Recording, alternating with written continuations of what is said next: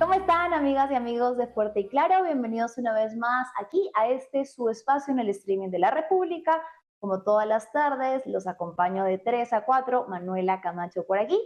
Vamos a comenzar entonces con todo lo que tenemos planificado para hoy. Les voy adelantando que tenemos una entrevista con Yair Manrique, quien es ya virtual diputado por Lima, por el partido Ahora Nación y uno de los más votados. Vamos a hablar con él un poco sobre sus propuestas y sobre esta coalición que se ha armado y que de hecho ha convocado a una manifestación hoy en contra precisamente de lo que voy a mencionar en este momento. Rafael López Aliaga, el candidato de Renovación Popular, convocó nuevamente ayer a una marcha frente al Jurado Nacional de Elecciones en la que ha insistido en su narrativa fraudista.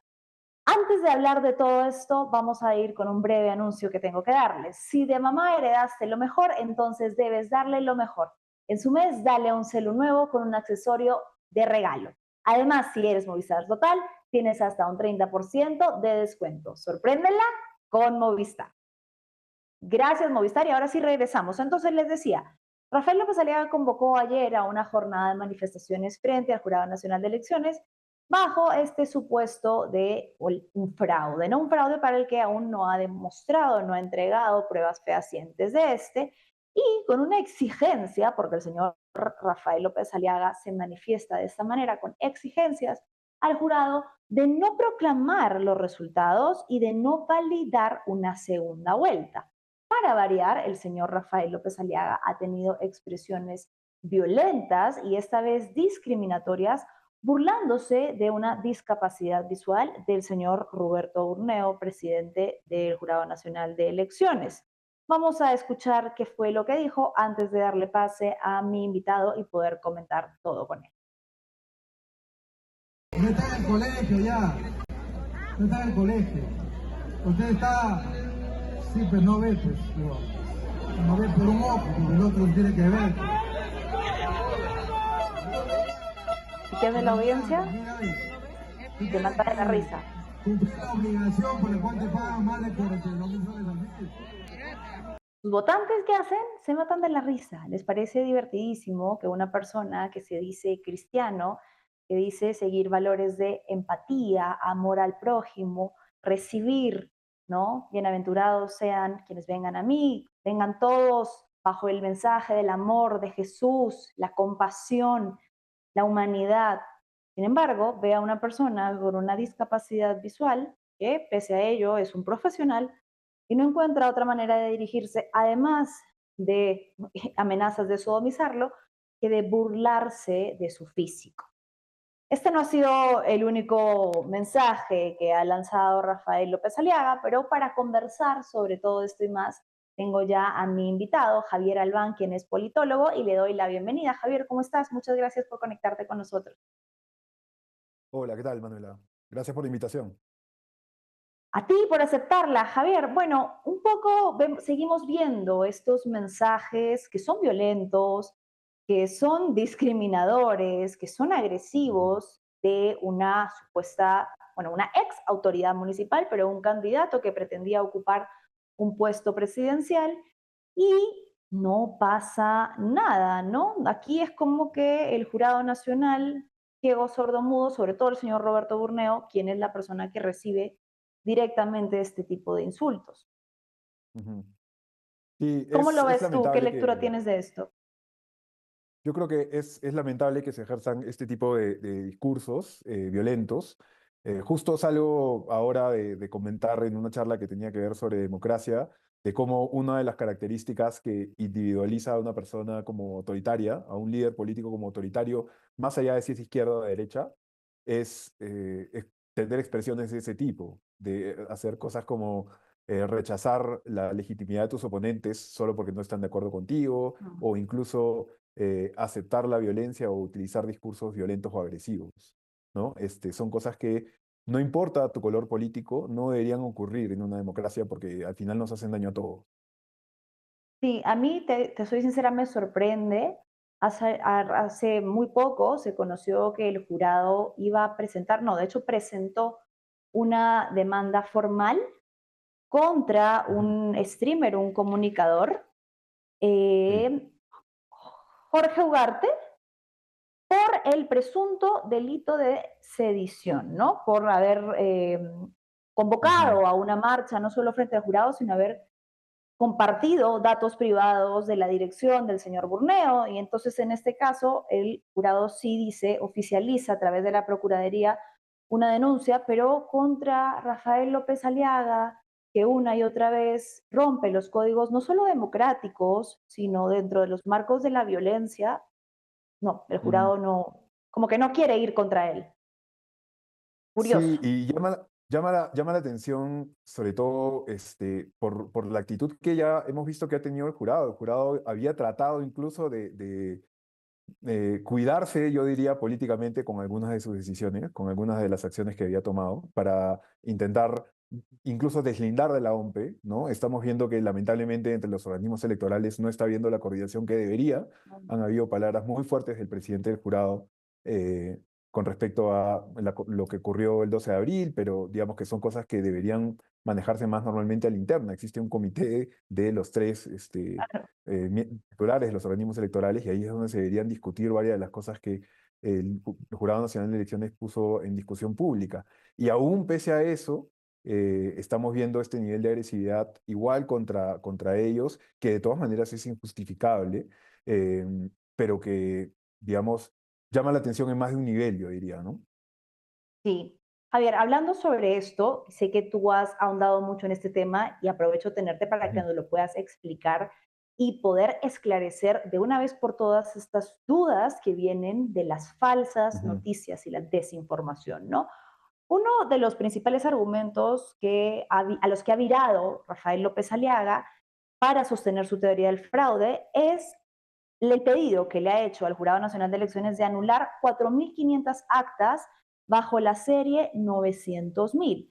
Uno de sus ujú. candidatos a diputados, el señor Javier Cipriani, ha asegurado que esas personas no existen, que esas mesas no existen, y lo que han dicho es que aparecieron en una segunda extracción de data luego del primer conteo y que con esto entonces estarían convalidando que los organismos electorales cometieron un fraude. Hablemos sobre esas mesas.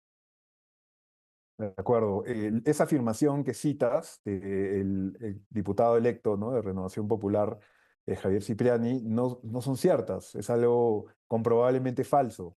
Existen fotos, existen registros en investigaciones, en entrevistas que se han hecho a estas personas, múltiples, digamos, pruebas de que la gente, de que son personas reales y que existen. Y de hecho no han aparecido por primera vez en esta elección. Lo que ocurre es que desde el 2005 existe un programa que permite abrir nuevas mesas de votación en algunos lugares donde las propias personas lo soliciten porque de repente de otra forma tendrían que caminar mucho o moverse, desplazarse por una distancia muy larga para llegar a la mesa de votación más cercana.